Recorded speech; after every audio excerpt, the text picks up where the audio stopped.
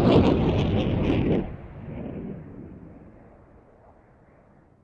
there everyone, it's Dan from the Dan Cave, and in this build I'm building the Airfix 48 scale Supermarine Spitfire F Mark 18, and that's going to be done in one of the box schemes with some wonderful Mr. Colour paints which I got from UMP Retail.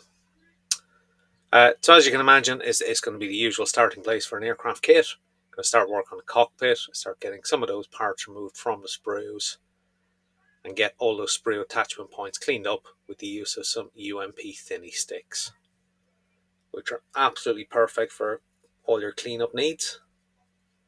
So once all those parts are cleaned up, it's a simple job of beginning to assemble some of those cockpit components. Now for this kit, the cockpit's going to be open, so I'm just scribing out the door, because under the cockpit there is a little door which folds down. There is a separate part in the kit supplied for this, but the side of the fuselage needs to be removed first. So that's removed and then cleaned up using a UMP thinny stick once again. So all the cockpit parts have been put together, kept reasonably in kind of complete assemblies or complete sub-assemblies, and then primed in UMP grey. And there is a separate video on the UMP primer as well. So once the primer is completely cured, it's time to give them a coat of interior green, which has come from the Mr. Colour range once again. So Mr. Colour lacquer paints have been thinned with Mr. Hobby leveling thinners, and then we're going to build up a couple of coats very, very slowly. Start off with a light coat first, gradually build up that colour depth, getting into all the angles. And these Mr. Hobby paints spray absolutely brilliantly. They're fantastic to work with. So as you can see, things like the cockpit seat, the rear bulkheads, the inside of the fuselage, that's sprayed in Super Metallic 212, which is matte aluminium, I believe.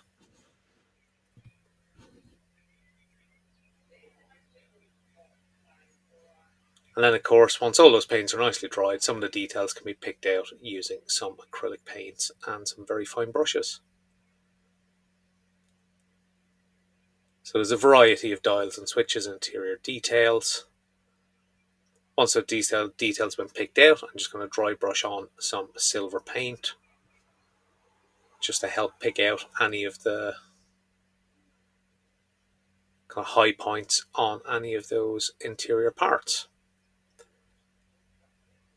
So I'm going to give it a wash using some UMP Ultimate Washes, going with Dark Dirt, which is a water-based wash, over these acrylics and lacquer paints. Will be absolutely fine.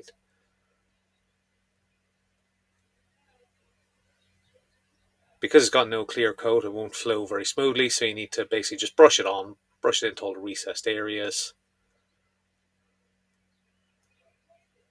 And that will help add a little bit of detail and pick out all the recessed panel lines very, very nicely. So the UMP washes are very, very easy to use. They are water-based. They clean up with water absolutely fine. Brushes clean up with water. There's a lovely range of colours.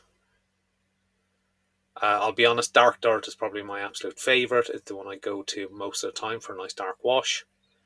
And of course, once it's dried, it's just using a cotton swab with some water just to clean up any of the excess.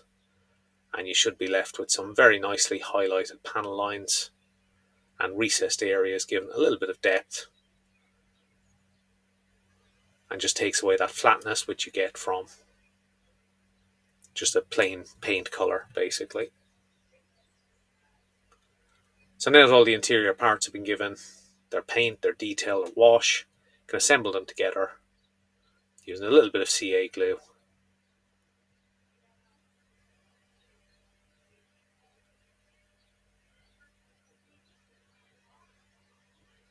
Try not to get it on your fingers. And those parts fit together absolutely fine. The cockpit tub itself goes together. It's a little bit fiddly, but it does go together quite well. Airfix kits have drastically improved over the last 10 or 15 years. They're actually a pleasure to build these days. But it's my first time building this 48 Spitfire from Airfix, and I have to say, so far I'm really enjoying building it. So of course, once the cockpit is together, the fuselage halves can be put together. So they're securely glued together using some Mk.XVIII. Once that's fully cured, I'm going to use UMP thinny sticks just to clean up any nasty seam lines. And then very quickly we're into assembly of the major components of the aircraft, like the wings, the lower wings, the upper wings, using a combination of Tamiya glues. I quite like the white top for jobs like the wings because it doesn't evaporate very quickly like the extra thin does. Gives you a little bit of a slower curing time to work those parts together.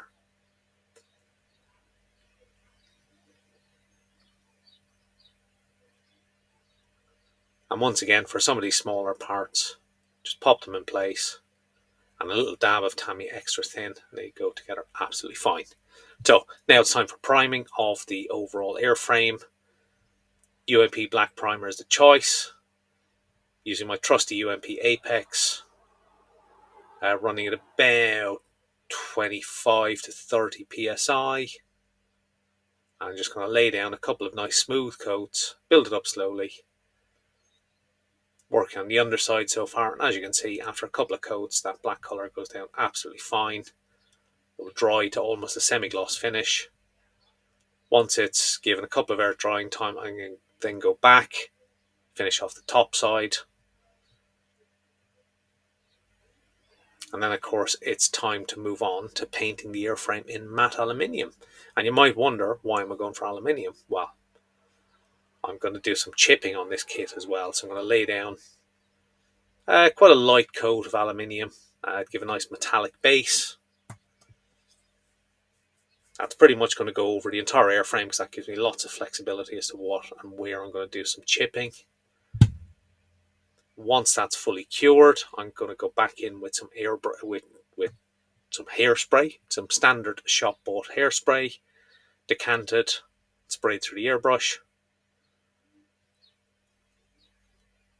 That's then left to cure. Once all that's fully cured, it's time to go back in with the base colours for this. So on the underside, it is Mr. Colour Medium Sea Grey.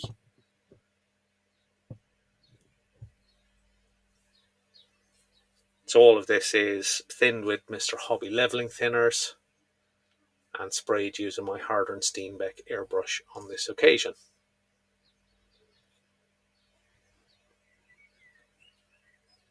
So again, just building up that grey colour, a couple of coats. And that lays down absolutely fine over the silver and over the aluminium and over the hairspray.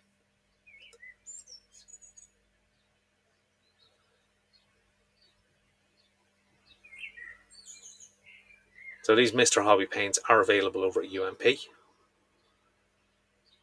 So for the top side, I'm going to start on the Ocean Grey first. Again, from Mr. Colour.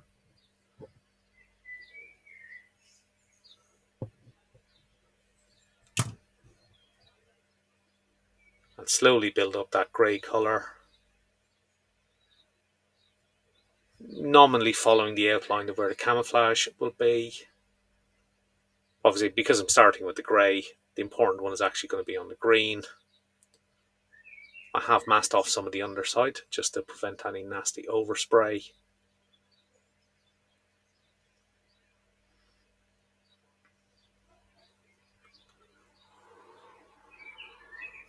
And there's still a desire, of course, to have, we'll say, the paint a little bit patchy in terms of depth of colour, because that adds to a little bit of the aging effect look of the paint. Obviously, you don't want the metallic colour showing through. And then, once again, once that's cured, it's back to freehanding the camouflage and filling in with the Mr. Colour paint once again, which is the dark green BS641. This time very carefully working the outline by hand.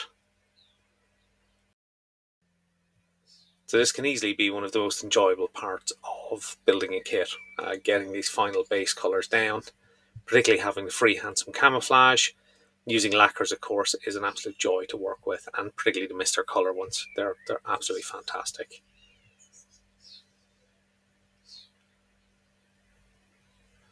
So slowly filling it in, building up the opacity of that green, and work our way around the fuselage colours as well. A little bit trickier around these parts, but again, just patience is the key. And then once that's all fully cured, it's time to do some chipping. So a little bit of water on a brush, that will reactivate the hairspray that was used earlier on. And just using a stiff bristled brush with some water, you can begin to chip away at that paint. Cocktail stick can also be used just to make some scratches once you've wetted the surface. And that gives an absolutely lovely chipped effect. Now, once we're finished chipping, we have a little bit more detailed paint on the outside. The leading edges will be yellow on this. And then once I'm happy with all of that's going to get sealed in with a satin coat from Winsor & Newton Galleria's range of varnishes. So I've gone for a satin varnish. So now it's on to the decal stage. So I've got some warm water, pre-warmed, and I've got some UMP Fix, which is one of the newer products from UMP from their decal setting solution range. This one is essentially a solution that you add into your decal water, and it just helps break any of the surface tension with the water, helps soften the decals a little bit as well, and just starts that kind of first level of process of decal setting. So I've got some of these brushes. So they are basically quite a stiff bristle brush. You can fill the little tanks with your decal solutions if you wish. They're very, very useful for getting your decals to sit. And as you can see here, I'm using one of the brushes basically to use some of the decal water with the decal fix in it to wet the surface. And then I'm going to slide my RAF roundel in place. Now these decals from Airfix are absolutely spot on. They're from Cartograph. Fantastic decals to work with. And as you can see, that's been slid into place. I'm just going to use a cotton bud just to help remove any excess water. And that's before we apply any more decal solutions on top. So it's in the right place. Just making sure it's pressed gently down onto the surface. Once I'm happy with that, I'm going to use some UMP Normal, just to start the process of working with the solutions. That's been applied to the roundel and some of the decals that were applied earlier as well, just to make sure that they nicely adhere to the surface. Repeat the process on the opposite wing as well.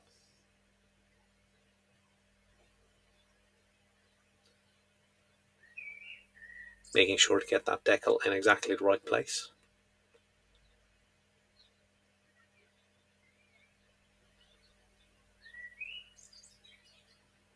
And we'll follow the same process, remove any excess. So now that's been sat for a while, I'm now going to apply some UMP Strong, particularly where any of the panel lines are, because we want the decal basically to get sucked into those panel lines. I can use a little bit of heat as well, just to help soften the decal. Works very well with the solutions. A little bit of application of heat, and as you can see, that's starting to suck into those panel lines. And that's just with the use of the UMP Normal and the UMP Strong. So as you can see, so far those decals have set in absolutely fine. Can now proceed on to adding the rest of the decals around the aircraft. Banding around the nose. We still have serial numbers, roundels on the side, roundels on the underside as well to add. That's a case of carefully manipulating some of these decals into place. Once again, using the solutions to help soften, using some heat. Those decals will go down absolutely spot on from Airfix. So again, make sure you refer to your instructions, make sure you get your placement correct, check for symmetry as well.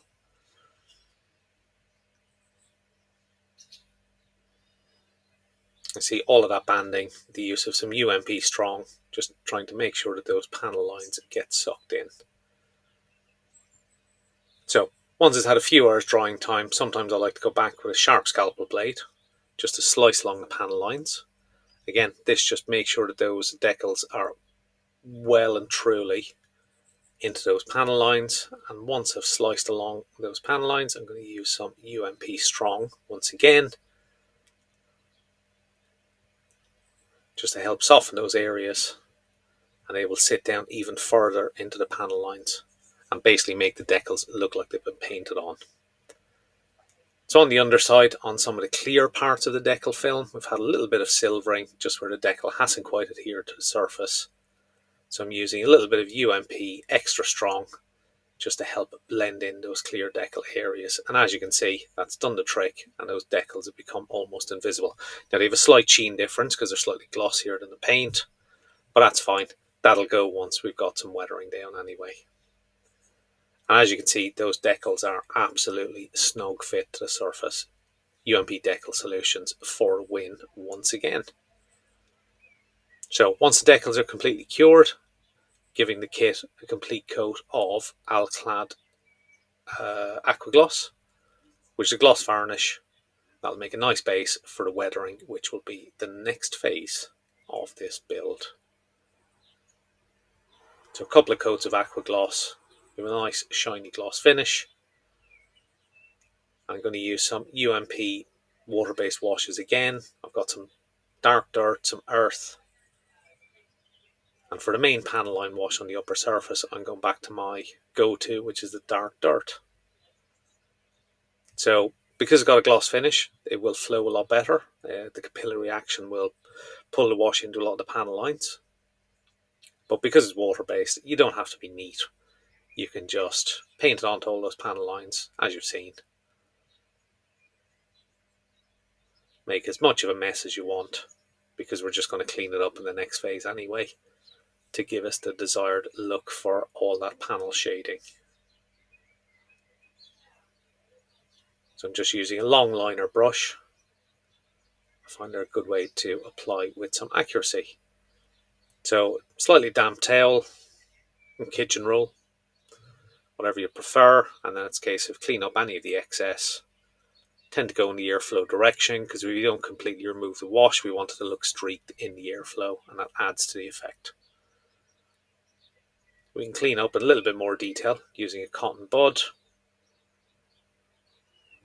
A little bit of moisture on it as well.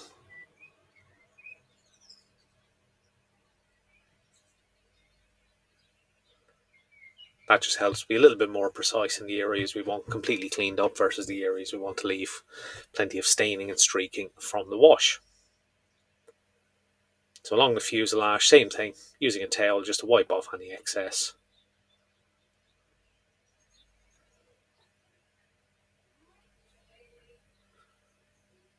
So as I said earlier, it's absolutely easy to work with these washes. There's no smell, there's no harsh chemicals. So on the underside, same process again.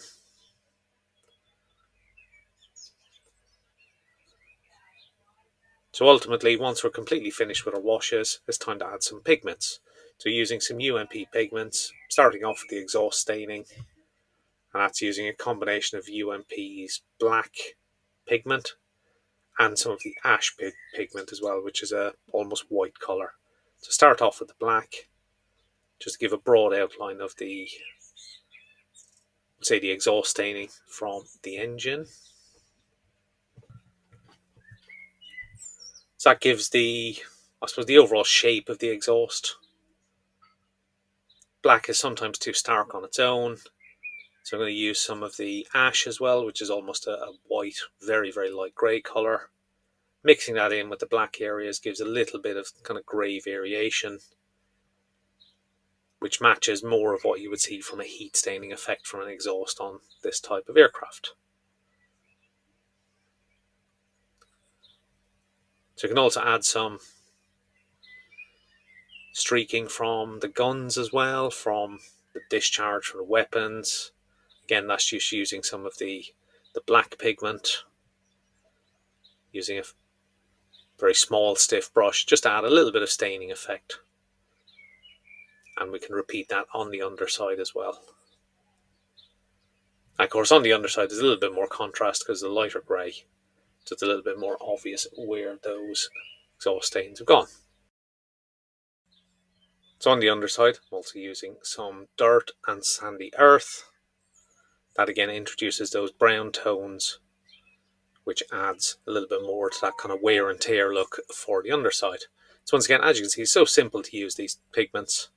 You're essentially just brushing them on and then essentially just brushing them back off again, but again to leave that little bit of a stained effect.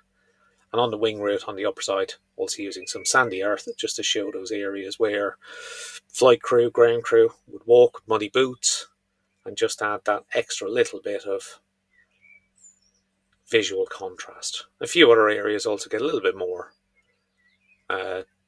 brown tones. Again, that just breaks up the kind of visual look of it, adds a little bit more of a grimy look to the aircraft. Well used and well worn.